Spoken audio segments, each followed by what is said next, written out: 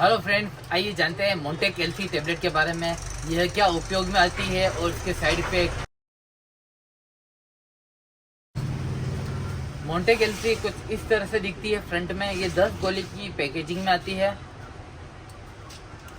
Back से यह कुछ इस प्रकार से दिखती है। मोंटेक एलसी सन फार्मा लेबोरेटरीज की आती है। यह 2 कंपोजिशन से मिलकर बनी हुई होती है। मोंटेलुकास 10 mg, लिवोसिट्राजिन 5 mg।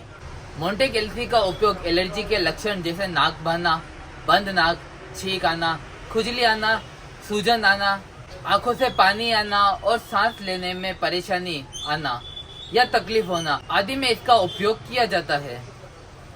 आमतौर पे इसका उपयोग खाना खाते समय या खाने के बाद किया जाता है ताकि पेट की कोई समस्या न हो।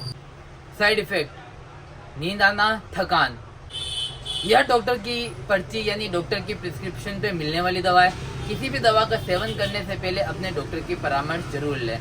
अगर आपको यह वीडियो पसंद आया है तो इसको लाइक शेयर जरूर करें। सब्सक्राइब बटन को दबा के बेल नोटिफिकेशन को ऑन करें। Thank you for watching.